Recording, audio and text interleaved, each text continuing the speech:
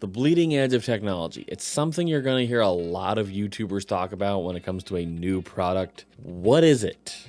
Well, it's a lot.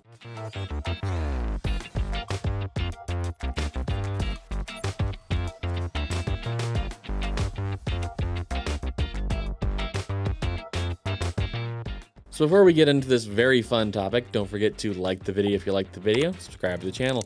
Also, link is down below to the merch store. Go get some great merch. Also, I updated my description down there. My social medias are down there as well, so go give me a follow if you guys want to stay up on my content. The bleeding edge of technology is more or less what it sounds like. Picture a razor tip blade of how technology goes.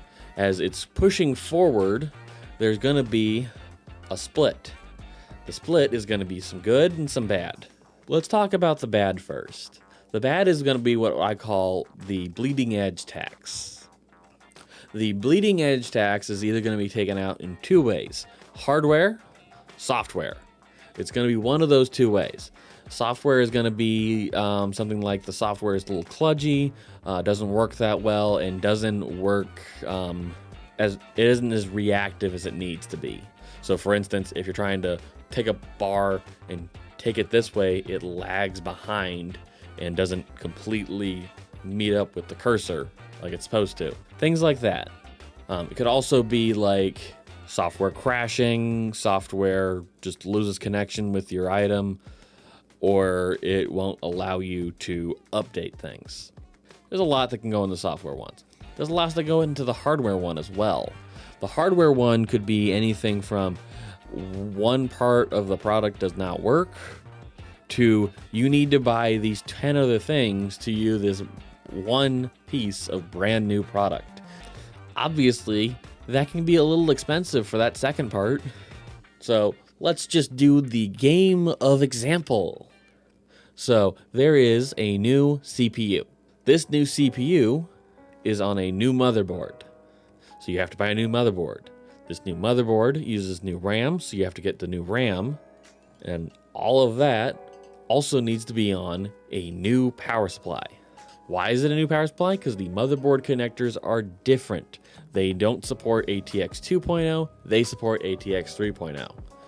And then your graphics card, well, if you're in RTX 4090, you have to use ATX 3.0. At least that's what it seems for right now. We actually haven't heard more on the other graphics cards, only specifically the 4090 when it comes to the ATX standard. So if you guys want to see more, get down below and subscribe to the channel, because I will cover that when that comes out. So there's a lot that goes into this. Now, the hardware one is going to be a lot more, you got to spend some more cash to get things right. Software one's going to be a lot more headache. Honestly, if I were to choose one though, it's a hard decision. With the software one, depending on what the software problem is, I can probably just kind of deal with it. But with the hardware one, I can definitely deal with it if I have time. So it depends on your situation and what the product is. But if I really, really had to choose in a pinch, it'd be software.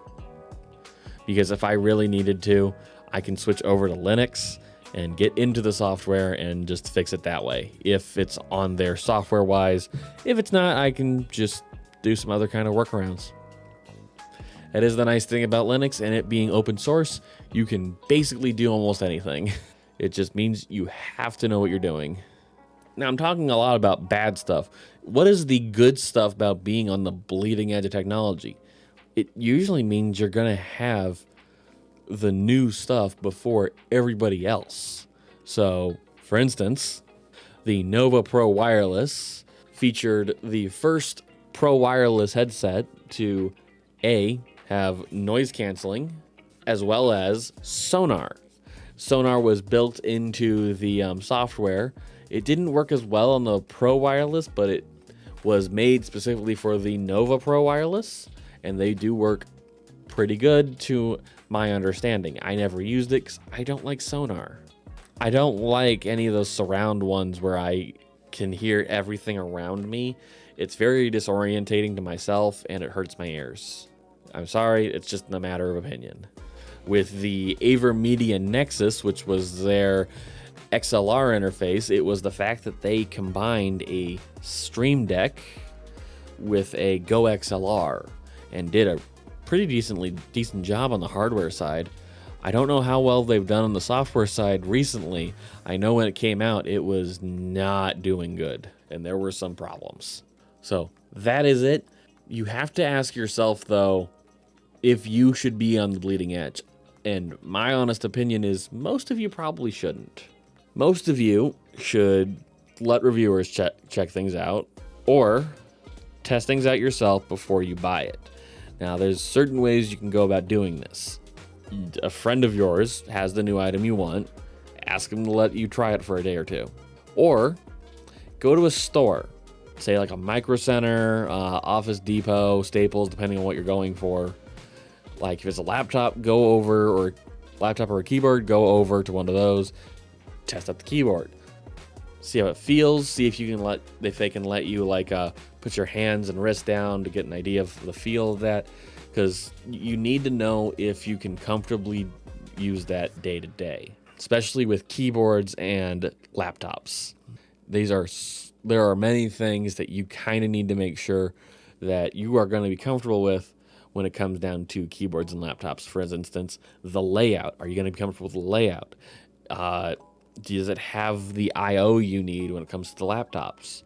Does it have enough ventilation? Does it flex too much when you press down a key? There are so many things that comes down to that, honestly, you have to actually see for yourself. You can get a lot from a reviewer, but the very best way to tell if you're going to like a laptop or a keyboard is by trying it yourself. So stores are really nice for that. Another option would be to buy it and then return it afterwards if you end up not liking it. However, that has its own risks. Now, not every item is returnable. It's a thing. In fact, there are some items that aren't full returnable, as in you can return them and not get all your money back. I actually bought something a little bit ago that was for the channel that has that kind of problem going on. But I enjoy it and I need it, so it's here and it's here to stay. We'll be coming up in a video though later, so do get subscribed down below. You will not want to miss it. All in all, the bleeding edge of technology is that. It is the bleeding edge, so it can be good, it can be bad. It is up to you to decide if it is worth getting for when it's something that's on the bleeding edge. But in the end, any upgrade should be taken with a grain of salt, because any upgrade needs to actually have performance gains of some kind, be it audio gain or gaming performance gains. In other words, what I'm saying though is you guys have to come back to this channel so I can do more reviews for you guys on the bleeding edge technology, so that you guys can get the very best idea that I can give you on if this new item is any good for you and your hard-earned cash. So everybody, I hope you guys enjoyed the video. Don't forget to leave a like down below and subscribe to the channel. Also, link is down below to the merch store. Go get some great merch. If you guys enjoyed this video, how about you guys go check out the video I did on when you need to upgrade, and specifically how long do you need to wait till you need to upgrade. It actually is a really good video for those that are debating on upgrading currently, or specifically right now, if they need to upgrade. Because do you really need to upgrade, or do you just want to upgrade? Thank you guys again for tuning in, and have a good day.